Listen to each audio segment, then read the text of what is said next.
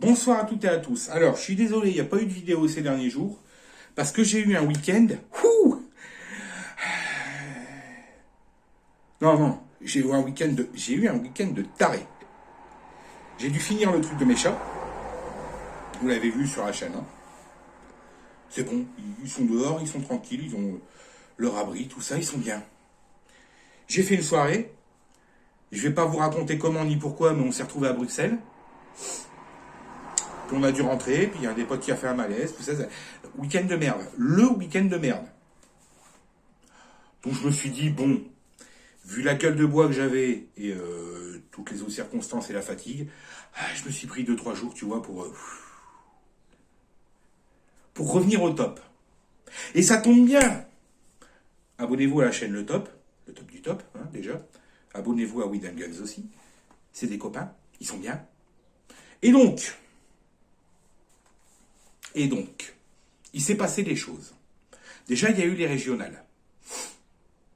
Tout le monde s'enorgueillit que le RN n'ait fait que 44%. Dans la plupart des régions, ils sont deuxièmes. Sauf qu'il n'y a pas vraiment de quoi se la péter quand tu te rends compte que tous les autres partis ont dû s'y mettre ensemble et faire une énorme partouze d'enfoirés pour réussir à pouvoir grappiller assez pour se retrouver devant le RN.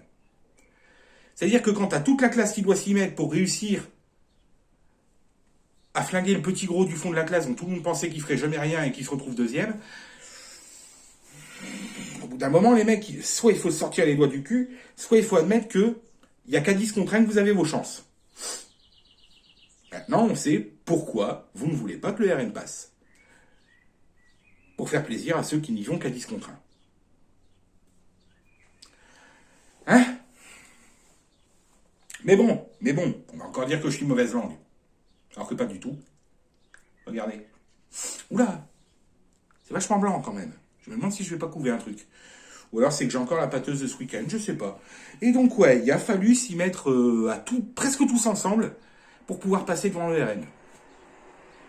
Bon. Faut faire barrage à la haine, il paraît. Bah donc votez RN, hein, parce que c'est les seuls qui vont faire barrage à la haine que les gens ont envers les Français. Vous voulez un exemple? Stalingrad. Alors c'est quoi le rapport? Il y en a un, je te rassure, il y en a un. Ouais, parce que...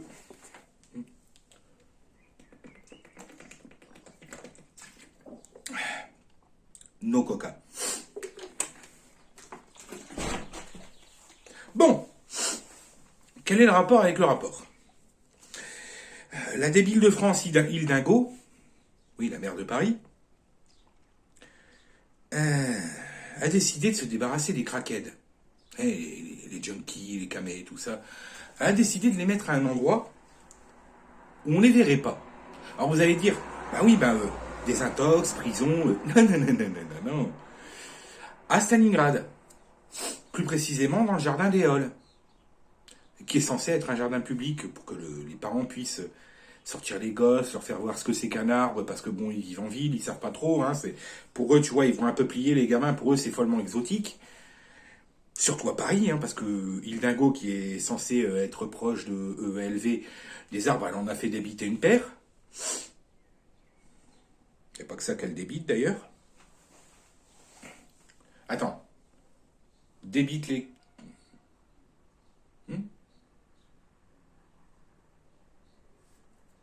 Débite les caisses et encaisse les... Ouais, elle débite. Toujours est-il que... Elle a décidé de planquer la merde sous le tapis. Seulement voilà, aujourd'hui tout le monde a une caméra dans la poche, hein, le téléphone, tout ça. Ouais. Vous vous rappelez quand Micron gueulait qu'il vienne me chercher et qu'après il s'est planqué derrière un océan de flics? Ces flics, je suis à peu près sûr que si on leur disait d'aller nettoyer Stalingrad au Karcher et au lacrymo, les mecs, ils y vont. Ils demandent que ça. Seulement voilà, il y a un petit roquet qui a crié qu'ils viennent me chercher. Donc il n'y a pas de flics à Stalingrad. Parce que Hildingo, tu vois, là, non, on fout tous les craquettes là-bas, tous les junkies, les dealers, et puis on leur laisse. Bah oui, mais les gens qui vivent là, c'est ceux qui ne prennent pas de crack, qui n'en vendent pas.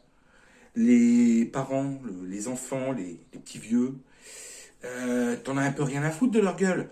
Ouais, mais bon, c'est un des arrondissements qui a le moins voté pour toi, alors tu t'en fous, hein. Le message, c'est quoi? Votez pour moi ou je vous envoie tous les junkies de la planète et vous allez vous faire enrichir culturellement à coup de tournevis? Ou votez pour moi et je vous récompenserai, votre quartier ne finira pas en Stalingrad? Pas très très... hein? Pas très très la République, tout ça.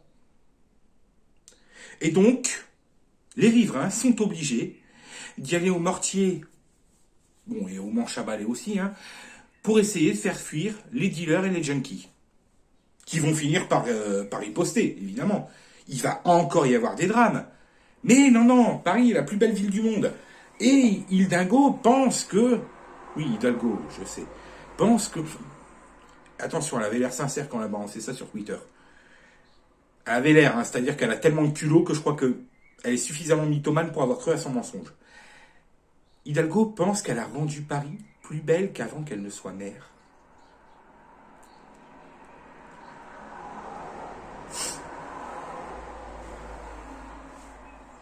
Attends, je vais essayer de sortir une couille aussi grosse que celle-là pour voir si je trempe pas des genoux. Macron est un très bon président. Alors tu vois, en disant j'ai failli me vomir dans la bouche. Soit elle est folle, soit elle est mythomane. Ou alors c'est le culot, mais genre le culot. Hein, le truc ultime, tu vois. C'est genre tu rentres dans un commissariat avec la tête d'un mec entre les mains et tu dis bonjour, je viens porter plainte pour racisme.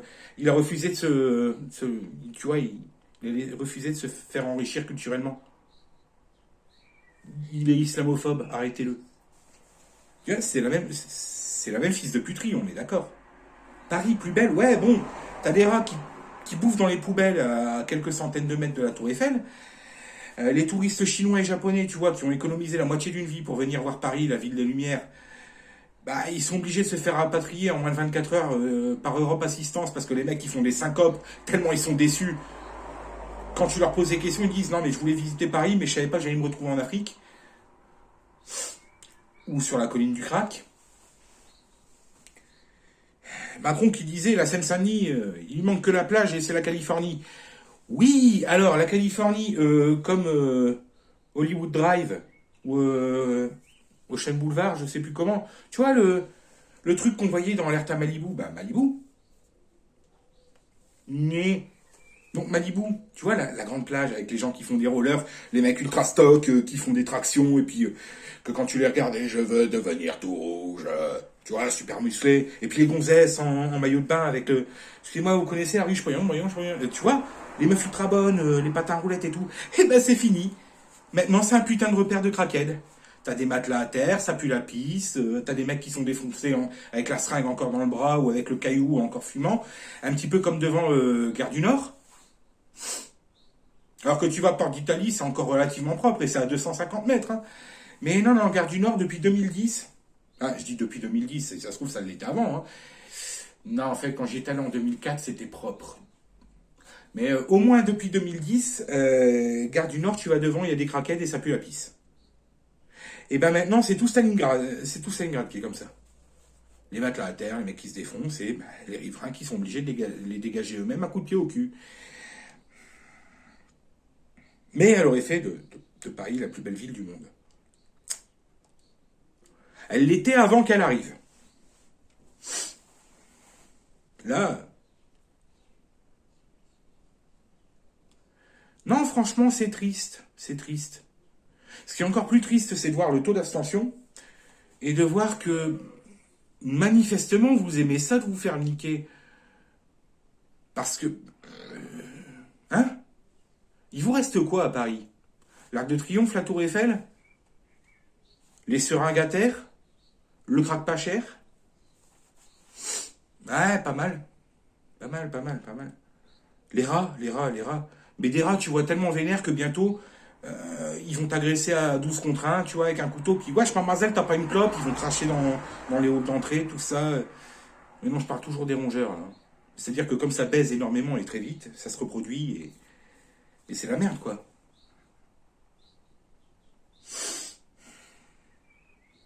Bon. quand même terrible de se dire qu'il y a des territoires entiers qui sont perdus, qu'on entend tous les trous du cul aux infos dire oui, des territoires de la République perdus. Oui, mais on l'emmerde, la République. On l'emmerde. Moi, ce que je vois, c'est que ce sont des territoires dont les Français n'ont plus la jouissance. Ils ne peuvent plus y aller.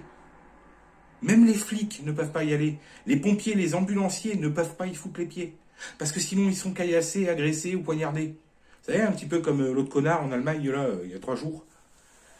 Hein, qui a buté 3 personnes, qui en a blessé 5, et ce sont les simples citoyens qui ont réussi à le mettre en fuite en attendant que les flics n'arrivent. Ouais. C'est-à-dire que vous avez tellement été abandonné par tous vos gouvernements. Moi, pareil, hein, France, Belgique, Allemagne, Suisse, ce que tu veux. On est tellement abandonné par nos gouvernements qu'on va en être on en est à devoir chasser les junkies, les dealers et les terroristes nous-mêmes. Je dis nous-mêmes, pour l'instant, j'ai pas eu à le faire. Là, je parle surtout des mecs de Munich et des habitants de Stalingrad. Mais combien de temps avant que nous aussi, on soit obligés de les dégager à coups de manche à balai et de feu d'artifice? Et là, on parlera de fascisme, parce que des milices se seront créées. Oui, mais les milices, elles ne se créeraient pas, et les gens n'en viendraient pas à vouloir faire justice eux-mêmes si la justice existait, si elle était appliquée, et si les gouvernements en avaient quelque chose à foutre de vos gueules. Là, le message de Stalingrad, le message de cet attentat à Munich, le message de ces 300 incivilités par semaine en France, qui relativement sont assez proches de l'attentat, hein, la seule différence, c'est le nombre de victimes. Mais parce qu'il ne faut plus dire attentat, il faut dire incivilité, sauf si le mec est d'extrême droite. Une tranche de jambon sur une mosquée, c'est un attentat, mais un prof de français qui se fait décapiter par un musulman, c'est une incivilité. Ça équilibre les... Et donc, combien de temps avant que ces mecs-là, on soit obligé de les chasser nous-mêmes, parce que tous les flics de France seront occupés à protéger un petit pébranle qui a crié qu'il vienne me chercher. Ou occupés à mettre des procès pour excès de vitesse parce qu'il faut renflouer les caisses. Combien de temps? Combien de temps pour que ce soit plus quelques territoires de la République qui soient abandonnés, mais tous les habitants de la République? On est déjà plus ou moins tous abandonnés, hein, quel que soit le côté de la frontière duquel on vit. Mais là, ça commence à se voir. Ça commence à se voir, et ce degré de « je m'en bats les couilles, je fais ce que je veux », autant de la part des politiciens que de la part des crackheads et des junkies, des wesh et de tout ce que tu veux. Mais oublie pas, comme l'a dit Hidalgo, ceux qui ne sont pas d'accord avec elle, eh ben c'est tous des méchants nazis fachos d'extrême droite. Donc, le fait de ne pas vouloir mourir, enrichi culturellement à coups de machette dans la fif, ça fait de toi un facho. Bon, on est à peu près 50 millions de fachos en France. En Belgique, on est moins nombreux, mais on y est aussi. Combien de temps avant que ce soit nous les prochains? Combien de temps avant qu'on soit obligé de se battre? J'espère que ça ne sera jamais le cas, et j'appelle pas du tout à le faire. Si j'appelle à se battre, c'est dans les urnes. Les élections, c'est en 2022. Vous savez ce qu'il vous reste à faire. En Belgique, c'est plus compliqué que ça. Trouvez-moi un parti qui soit contre l'Europe et j'irai voter pour lui. Et j'inviterai tous les gens que je connais à voter pour ce parti qui sera contre l'Europe, pour la sortie de l'Europe. Je ne sais pas ce que j'allais dire à la première phrase, mais j'espère que... Il faut qu'on dégage de cette merde. Parce que selon moi, c'est une théorie tout à fait personnelle, et tout à fait partagée par des millions de gens. Selon moi, l'Europe, vous voyez, ça n'a été qu'une enculade pour que l'Allemagne gagne la guerre après avoir pris une raclée. Parce que c'est quand même l'Allemagne qui a proposé l'Europe. Je vous laisse y réfléchir. Hein. C'est-à-dire qu'on les a flingués en 14-18. On en a chié à se débarrasser d'eux en 39-45. Ah, les Américains, ils nous ont sauvés. Ouais, enfin, les résistants, ils avaient fait 90% du boulot. Les mecs, ils sont arrivés. Ouais, on a pris le littoral. Ah, les résistants, c'est-à-dire qu'eux, ils les avaient pris en tenaille et qu'ils les avaient enculés, quoi. Mais ouais, non, c'était bien. Combien de viols sous occupation allemande par an en France? 300, 400. Combien de viols, 6 mois de libération américaine? 300 000. Mais ça, c'est un détail de l'histoire. Je vous invite à lire des livres d'histoire. Et vous verrez que... Alors, les nazis étaient effectivement d'énormes fils de flûte. Mais les ricains qui sont venus nous sauver, ils n'étaient pas blanc-bleu non plus. Après, on nous dira, ouais, mais il faut un monstre pour se débarrasser d'un monstre. Ouais, enfin là, fallait pas, il faisait pas bon être une femme juin 45. Alors que l'année d'avant, le régime de Vichy leur avait donné le droit de vote pour la première fois en France. Mais je suis pas du tout en train de faire l'apologie de... Non, non, non, non, non, non, non, non. Certainement pas. Non, ce que je suis en train de dire, c'est que...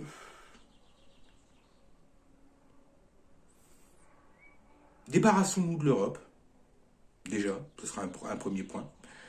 Débarrassons-nous de tous ces trous du cul de politiciens qui sont en train de nous prendre pour des cons, mais pas par la violence, par le vote, par le suffrage. Trouvons-en un, j'ai du mal quand je suis fatigué, trouvons-en un qui soit pour le référendum d'initiative citoyenne. Tu vois? Et faisons interdire le 49.3. Une fois que tout ça c'est fait, la République, elle recommencera à exister. La démocratie recommencera à exister. Parce que là, pour l'instant, tout ce que je vois, c'est des parvenus et des nantis qui sont en train de se gaver sur votre cul pendant que vous êtes en train de vous faire enrichir culturellement. Et ça me gave. Ça me gonfle. Je vois des écoles qui sont obligées de bâcher le grillage de la cour de récré pour que des gamins ne voient plus les dealers qui vendent derrière. Pourquoi ne pas leur envoyer les flics? J'entends des maires de grandes villes dire non mais il faut des salles de shoot pour que les craquettes... Non. Non, des salles de shoot. Non mais t'as pas compris un principe.